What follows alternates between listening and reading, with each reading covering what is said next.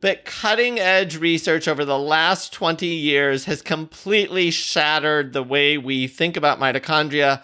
Mitochondria are so much more than powerhouses. As I was developing the brain energy theory, this was one of the things that was completely mind-blowing for me as a psychiatrist and neuroscientist. The more that I learned about mitochondria and the different roles and functions that they play in brain cells in particular, the more that I could connect the dots of the mental health field. So mitochondria play I'll give you just a quick snapshot. Mitochondria play an instrumental role in the production and regulation and release of key neurotransmitters like serotonin and dopamine and GABA and glutamate.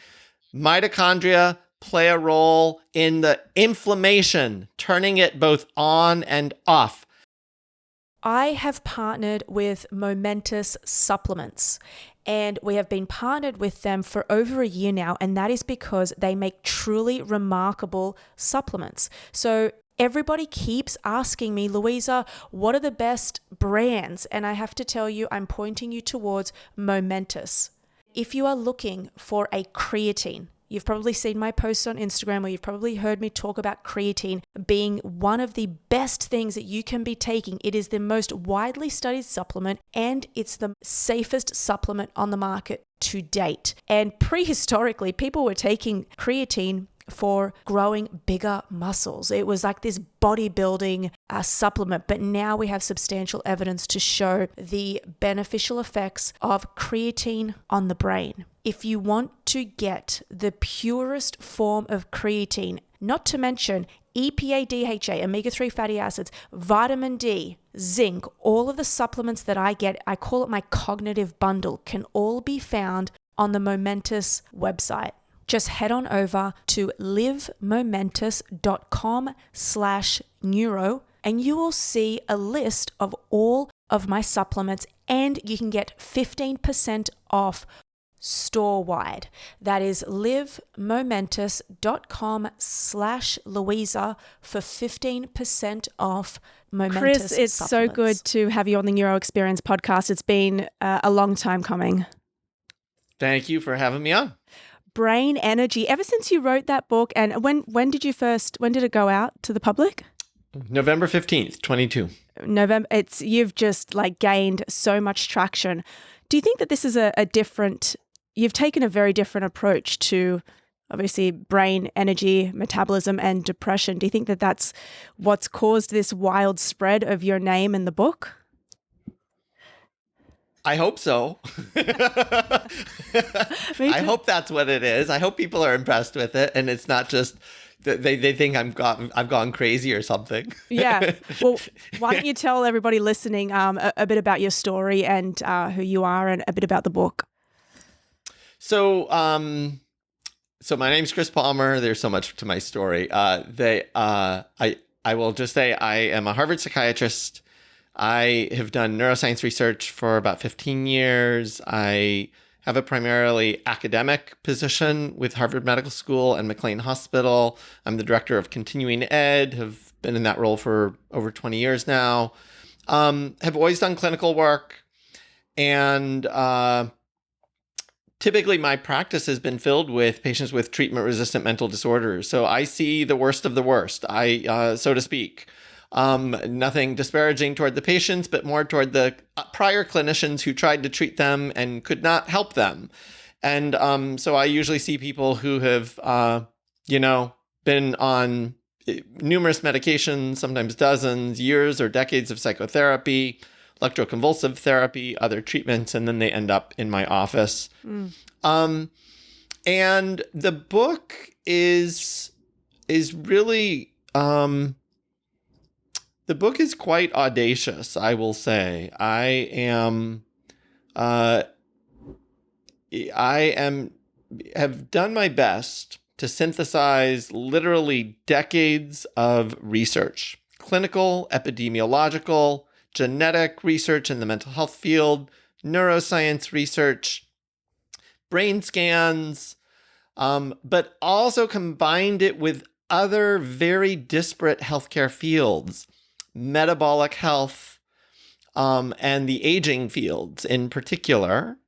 And I have done my best to integrate all of that research to be able to answer a really basic common sense question: what exactly causes mental illness? And, for most people who aren't all that familiar with the mental health field, believe it or not, we can't really answer that question, or at least we have not been able to answer that question in very clear ways at all. Instead, we talk about risk factors for mental illness, and we usually describe them as biopsychosocial risk factors, meaning there are biological, psychological, and social factors that come together to cause mental illness. But what exactly is happening in the brain? Why do people have mental disorders? Oh, nobody can figure it out. It's way too complicated. It's the brain. And that's where we've been stuck as a field. And the audacious thing that I am doing is that I am proposing a unifying theory that ties together all of that research that I just mentioned and puts it together in one coherent way. And the soundbite conclusion is that mental disorders are, in fact, metabolic disorders of the brain. That is what I am proposing. Wow, I think it's hard to define it, and correct me if I'm wrong. It's because when you say mental illness or mental health, it encompasses many different areas. It does. Yeah. And so to start off, we have DSM that has over 70 unique, different, separate mental disorders. And then many of them have even sub-classifications within them. So you could have bipolar disorder, but you could be having a manic episode or a depressive episode. You could have psychotic features. You could have rapid cycling. You could have all sorts of features even within that one diagnostic category. And so it turns out that the mental health field, DSM, our diagnoses, they're widespread, they're all over the map. And more importantly, we often confuse reactions to adversity. So a child who's being bullied and teased on the playground, a lot of people would say that kid is going to have mental health problems, mental health challenges, childhood trauma, yeah, stress, or whatever. And that we need to rectify that. And the solution, of course, are anti-bullying campaigns and other things in the school. So some people think mental health is about that. It's about anxiety or trauma or stress or adversity.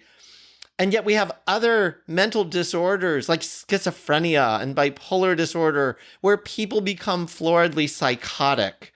They are hallucinating. They are delusional. They can be incoherent. And I think most people recognize, that's not bullying and teasing on the playground. Those are brain disorders. Those are real things. Those are legit. They're clearly biological in some way or another, but we can't really figure it out.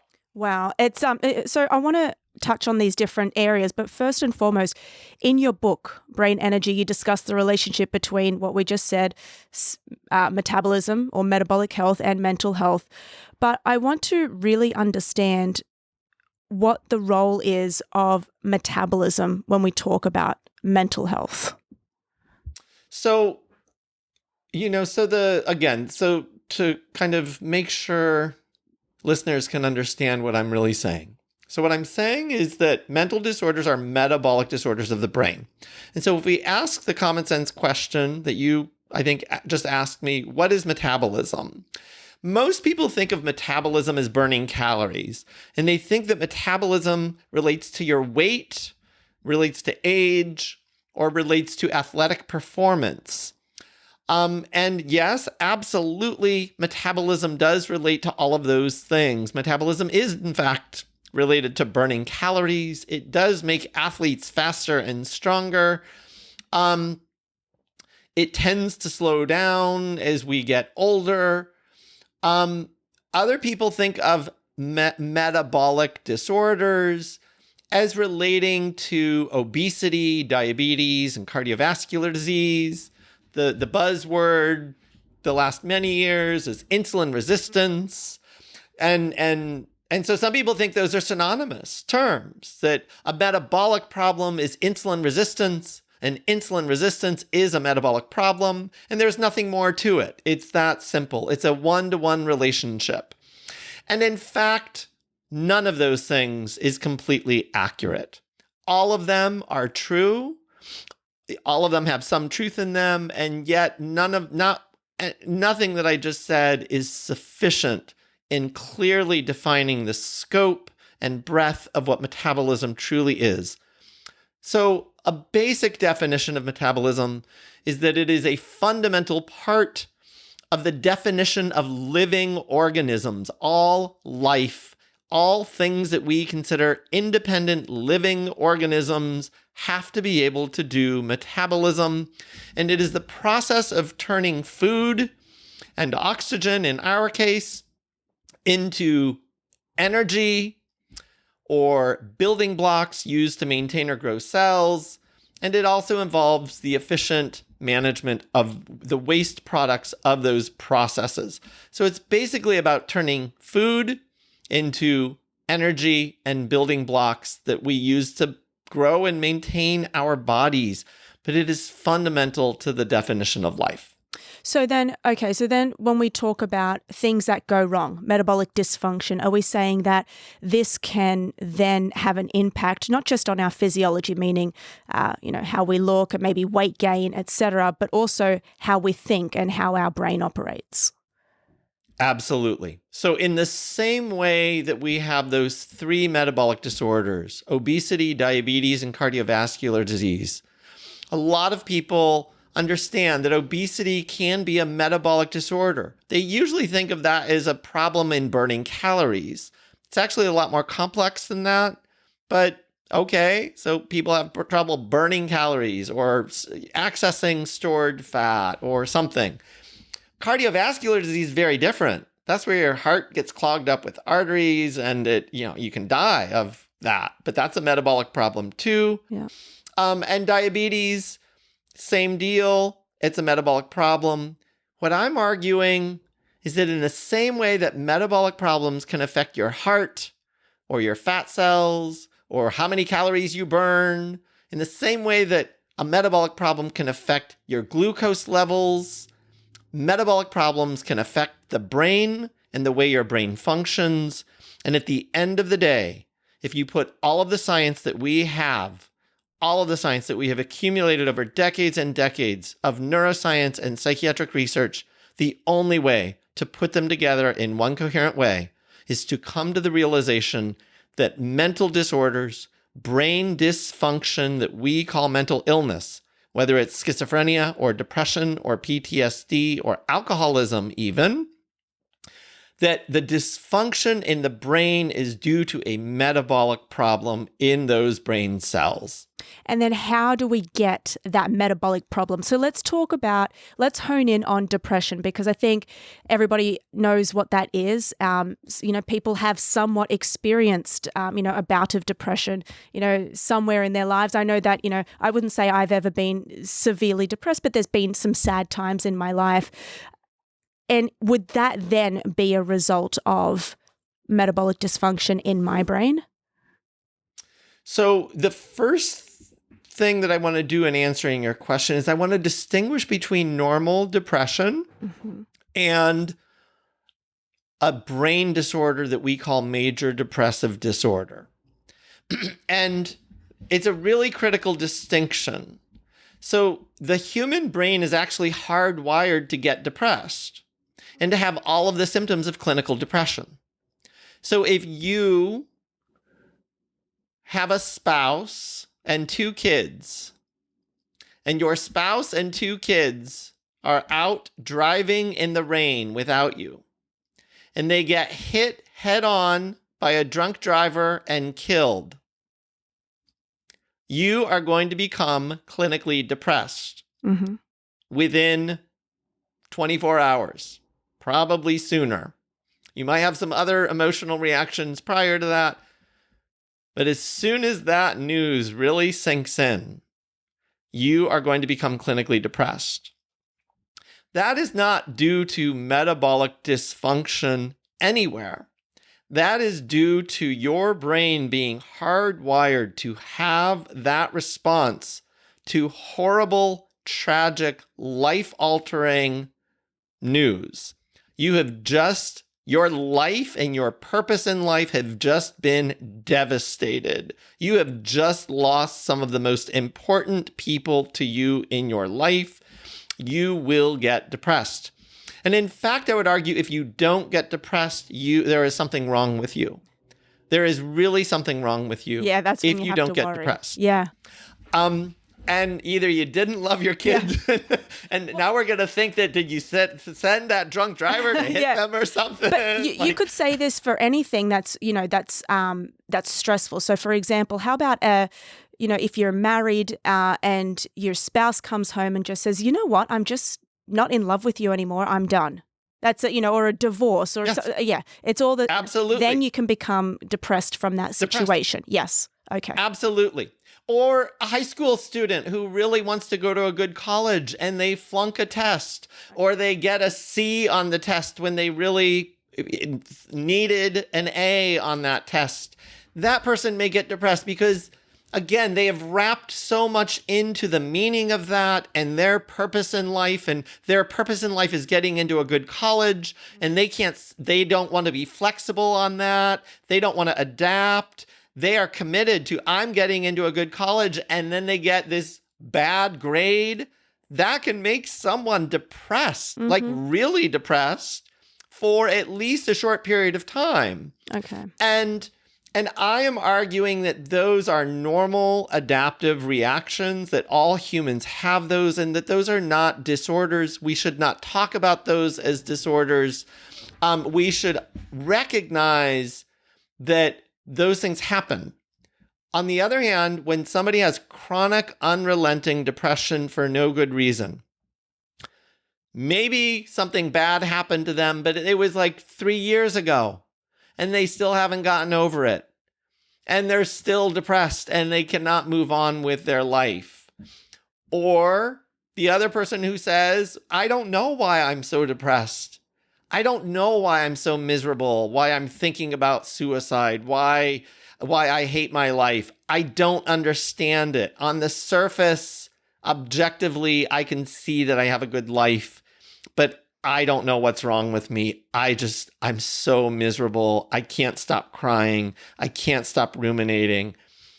What I'm arguing is that second person has brain dysfunction.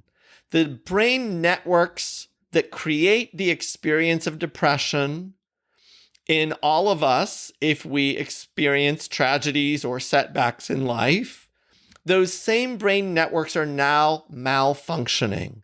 They are firing when they should not be firing. And what I am arguing is that the only way to understand how and why they would fire erroneously is to understand the metabolism in those cells and in those brain networks. And that once we understand that, we can understand why somebody develops a brain disorder that we might call major depression or major depressive disorder. And it's interesting because it's an unorthodox view, because, what you would see is if we looked at it this way, then an SSRI may not exist, right? Well, that's really interesting. So right now, the paradigm that most people are probably familiar with is that depression is due to a chemical imbalance. And that chemical imbalance for depression is usually thought of as serotonin, so the SSRI. So that is a prevailing mindset in the minds of many patients and clinicians, is that people with depression don't have enough serotonin in their brain. And so if we boost their serotonin with an SSRI, that will fix the problem. What I'm arguing is that neurotransmitters can become imbalanced due to metabolic dysfunction. And so we have to be able to answer the question, well, why are the neurotransmitters imbalanced, if they even are? More importantly, with the question of an SSRI in particular, we actually have evidence that SSRIs do impact brain metabolism and, more specifically, brain mitochondrial function. And so, in fact, their mechanism of action, because they do work for some people, there's no question about it. As a clinical psychiatrist, I have seen them work in people. I know they work for some people. They don't work for everyone, but when they do work, we have evidence that they are actually increasing brain metabolism, or more specifically, they are improving mitochondrial function in brain cells. And that, in fact, is probably its primary mechanism of action. It's really not about the serotonin or a serotonin imbalance per se. It's probably more about the effects on brain metabolism. So the bottom line is SSRIs do work for depression for some people, but they fail to work for other people. And although a lot of people think that the mechanism of action is related to this serotonin imbalance, meaning that depression must be caused by low levels of serotonin, we actually have a tremendous amount of neuroscience research suggesting that that is actually not at all true or accurate. Researchers can actually measure the levels of serotonin in the brain, and they have consistently not been found to be imbalanced in the brains of people with clinical depression. And yet SSRIs do work. And that is what has driven the hypothesis that because this medication that increases serotonin levels in the synapse works for depression, then the cause must be low levels of serotonin. But in fact, we have additional research that actually combines that clinical research and a lot of people's real world experience of SSRIs help me with my depression or anxiety or OCD, with my theory, the brain energy theory. And that is that serotonin is known to play a role in something called mitochondrial biogenesis, meaning it stimulates the production of more mitochondria in your cells, which improves brain metabolism. And in fact, that, I would argue, is probably the real mechanism of action of SSRIs, is that they are improving brain metabolism when they work in people. But there are many causes of abnormal brain metabolism, and serotonin may not be enough to overcome some of those other causes. So that is so important because we touch on mitochondrial biogenesis fairly often because we speak about increasing skeletal muscle mass. We talk about things such as going into the cold bath. And so everybody's familiar with mitochondria, but I'd love to first I want to touch on mitochondria a bit more in the brain because when we hear about it, we're really talking about it in the body. And, you know, I get asked often, oh, Louisa, do we have mitochondria in the brain as well? I'm like, well, yeah, we've got brain cells and they're very similar to the cells in our body. They've just got dendrites and axons, so they're very different in that aspect. But can you just walk us through what mitochondria is when we think about it in the brain? So most people know mitochondria as the powerhouse of the cell. And what that means is that mitochondria take food and oxygen and turn it into ATP. And there is no question mitochondria do that. And that role is critically important. When that role is, interrupted, we can die pretty quickly. So powerhouse function is really important. But the thing that a lot of people really don't fully understand or appreciate is that mitochondria are so much more than that. And this is new cutting edge research. This is why your high school teacher did not tell you that mitochondria are more than powerhouses. That person did not know that mitochondria I'm guessing they still don't know. I'm guessing they still don't know, Chris. They still don't know. I am trying to help spread the word. But cutting edge research over the last 20 years has completely shattered the way we think about mitochondria. Mitochondria are so much more than powerhouses. And as I was developing the brain energy theory, this was one of the things that was completely mind-blowing for me as a psychiatrist and neuroscientist. The more that I learned about mitochondria and the different roles and functions that they play in brain cells in particular, the more that I could connect the dots of the mental health field. So mitochondria play I'll give you just a quick snapshot. Mitochondria play an instrumental role in the production and regulation and release of key neurotransmitters like serotonin and dopamine and GABA and glutamate. Mitochondria play a role in the inflammation, turning it both on and off.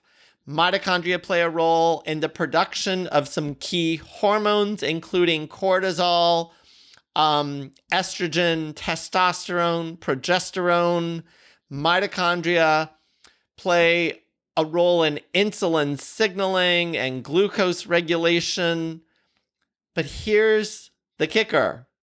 For those of you who think, oh, Chris Palmer, you're too much of a biologist and you're only focused on biology, and mental illness also has to do with trauma and stress and adversity. And those are real factors in causing mental illness. Guess what?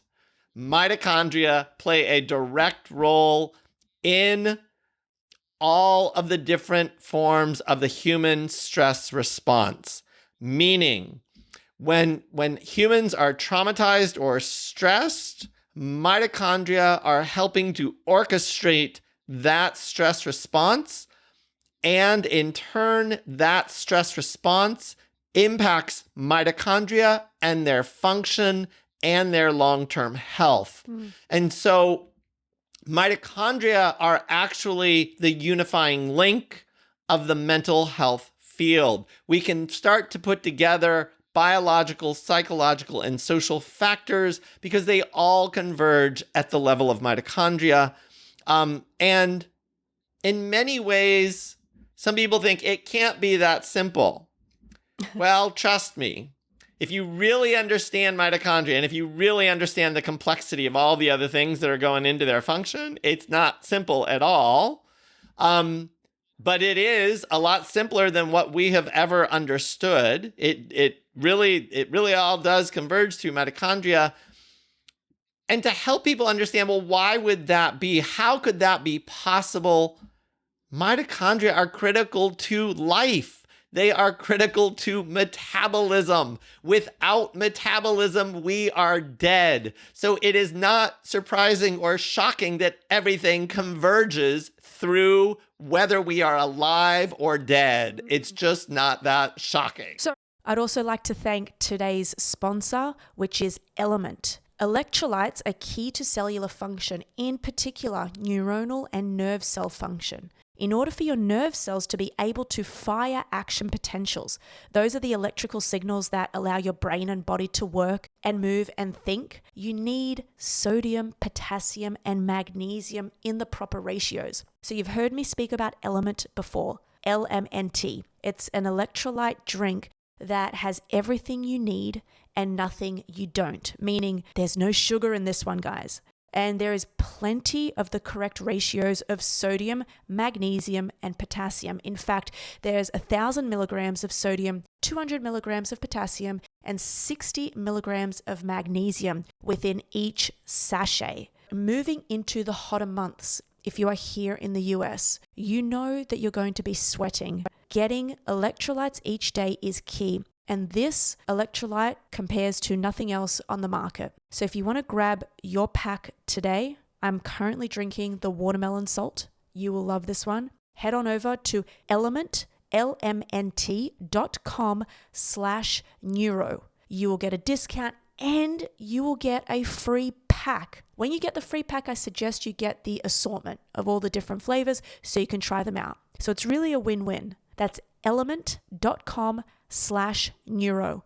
Ultimately, what you're saying is these little factories within our cells, which is the mitochondria, when they start to break down, we can see these certain disease states exasperate. Correct? When they, yeah? Yes, Okay. I would say two things can happen in brain cells in particular.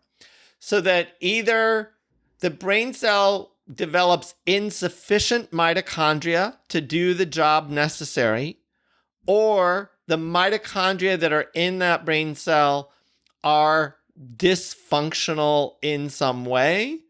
And that is what I would argue can result in what we call mental disorders. So I'm not talking about getting depressed because your spouse just died. I'm talking about the person with chronic unrelenting depression for no good reason. But I'm also talking about people with bipolar disorder, schizophrenia, and even alcoholism The mitochondria in some of the cells are dysfunctional or insufficient, and that makes those cells malfunction, and that results in symptoms that we call mental illness.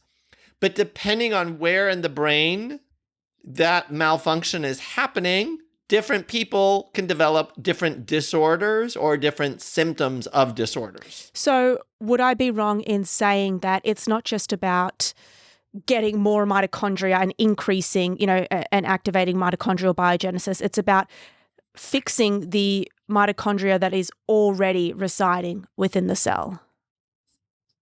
It's both. Okay. So we definitely, if there are dysfunctional mitochondria in that cell, we really do want to get rid of them, as many of them as possible. We want to get rid of those old defective ones, recycle them, and we want to replace them with new ones. So replacing them with new ones is mitochondrial biogenesis, but getting rid of the old ones it's something that's called mitophagy. So getting rid of old defective mitochondria and replacing them with new. Okay, so my next question is, how do we do that? I mean, it seems like a mathematical equation, right? Like in algebra, I equate everything to maths. In algebra, it's like, well, you've got a linear equation and y equals mx plus b. And it just feels like, okay, well, clean out the dysfunctioning mitochondria, insert new clean mitochondria equals better brain chemistry. That's how I see it. Yeah. So then how do we do that? Yes. So this is the wonderful and amazing thing, is that a lot of the treatment strategies and principles that I'm going to talk about, everyone's going to say, well, we already knew that. Yeah. So it's things like diet, but specific dietary strategies in particular. Yeah. So it's not just eating a healthy diet. It's not eat your broccoli every day and you can get rid of your schizophrenia. That is not at all what I am saying. I am not saying eat 5 fruits and vegetables a day and you will get rid of your schizophrenia. That is not what I am saying. But if you use dietary strategies like the ketogenic diet, or like fasting or intermittent fasting, or even carbohydrate restriction or low glycemic index diets, those can all play a role in turning on this process of mitophagy, getting rid of those old defective mitochondria and then replacing them with new ones. And those are powerful dietary interventions. So, the example of fasting, for instance, is not about a quote unquote healthy diet. Fasting is the absence of diet. Fasting is not eating anything. So you can eat anything else you want whenever you're eating. Fasting means you don't eat. So all of those dietary strategies, but we should be talking about exercise and good restorative sleep. But we should also be looking for problems. We should be looking for things that impair mitochondrial function or impair metabolism. That includes substances like alcohol, marijuana, tobacco, vaping. None of those things are good for your metabolic or mitochondrial health. Sorry to rain on your parade, everyone, but those are the facts. And if you are trying to overcome a brain disorder or a mental disorder or whatever we want to call it, you may really benefit by giving those things up, even just for a period of time, to allow your brain to heal and restore its metabolic health. Hormones and hormonal imbalances can impact metabolism. This is particularly prominent with things like insulin resistance or thyroid hormone disorders, but it's probably most prevalent. Unfortunately, it's very unfair in women. So women have hormonal fluctuations with estrogen and progesterone. If they are of reproductive age, those hormones are fluctuating every 28 or so days. And when women go through menopause, those hormones change a lot. When women go through pregnancy, those hormones can change a lot. And for anybody who knows anything about mental health and female reproductive hormones, all of those things are associated with exacerbations of mental symptoms or mental disorders in some women. And so sometimes just understanding those connections can be really helpful in designing appropriate treatment plans for people. So I especially love when I was reading in the book your take on exercise. And I speak about exercise so often, especially as it improves brain health, brain function, vascular health. What's your take on resistance training versus aerobic physical activity? So there are benefits to both, quite honestly. So Zone 2 training is probably the best studied intervention for inducing both mitophagy and mitochondrial biogenesis. So Zone 2 training, for those of you who don't know, is kind of low-ish level, but steady, but sure cardio exercise. But you're going to be doing it usually for at least 30, 45 minutes, if not even longer. So it's about running longer distances or cycling longer distances. You're not sprinting. You're going at a pace where you can breathe, but that forces your muscles to require more mitochondria to keep up that pace, to not get fatigued. And it turns out that when you stimulate muscle mitochondria, they actually send signals to the brain that then stimulate brain mitochondrial adaptations. And so Zone 2 training, I'm a big fan of, but just making your muscles larger also increases mitochondrial health in those muscles and the number of mitochondria in those muscles, and that has benefits for the brain as well. How about sleep and sunlight? Because we were talking offline about your sleep schedule, which I really want to emulate. So what's the link there? So most people already kind of know this. Poor sleep is associated with all of the metabolic disorders and also all of the mental disorders. So if you do not get enough sleep, it takes a toll on your mitochondria. We have very good direct basic science research demonstrating all of that. But again, why does that matter? Because of what I just said clinically. If you don't get good sleep and you are overweight, you're more likely to start gaining more weight. If you have diabetes, your blood sugars are going to be more out of control when you don't sleep well. If you have a history of angina or chest pain because you've got a lot of cardiovascular disease going on and you don't sleep, you might have a heart attack. But it also stands for every mental disorder, every single one. If you have schizophrenia and you don't sleep, your hallucinations get worse. If you have depression and you don't sleep, your depression gets worse. Anxiety gets worse. Eating disorders get worse. Substance use disorders get worse. Personality disorders get worse. All of them. So sleep is critical to mitochondrial health. And sunlight or light is important, and light is a circadian rhythm thing. So we need exposure to bright light, in particular in the morning, if we can get it. And that might be taking a walk outside or using a bright light therapy if you live in the Northeast like I do, and you can't get bright light early in the morning, sometimes at least in the winter.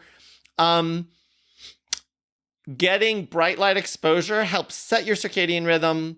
But then light is also about avoiding light, especially blue lights and other types of light in the evening when we should be sleeping. Our circadian rhythms can get disrupted from too much light at night or not enough light during the day, and in particular in the morning. Okay, so I've got this whole new look ever since I read your book. And if you saw my book, you'd see that there's like little bookmarks all through it, little tabs. And I've been highlighting. I'm like, where has this information been my whole life? And I've been dying to know what was the reason the real reason, because you stated it at the front of the book, as to why you really wanted to go into psychiatry and why you wanted to study this disease and brain energy metabolism. So it's really a long, complicated answer, but the short one is that I myself had mental illness when I was a kid. And I actually had a very long history through adolescence and young adulthood with a wide variety of mental disorders. I've had OCD. I have had horrible depression, suicide attempts, all sorts of things myself. And I don't want to deny that, and I don't want to hide that, and that's there. And that is all of my experience with that has helped me be a better psychiatrist, because I kind of do at least get it somewhat. I've been there myself, so I know what it's like to be suicidally depressed. I know what it's like to have symptoms that you can't control. I know what it's like to feel hopeless. But the real reason I'm a psychiatrist is not because of my own personal story and struggles. It's because of my mother's struggles. So my mother actually had a pretty normal middle-class life up until she was 42. And I'm from a big family. We had 8 kids, and we were Catholic. My mom helped my dad start a pharmacy, a business. And when she was about 42, all sorts of horrible things happened in her family of origin. Her brothers and sisters and some other people that really horrible things happened. Soap opera kind of stuff. She had nothing to do with it. She was just minding her own business, living her good middle-class life. She got dragged into all of it, hook, line, and sinker, and it completely overwhelmed her. She developed what started as depression. She kind of called it a nervous breakdown.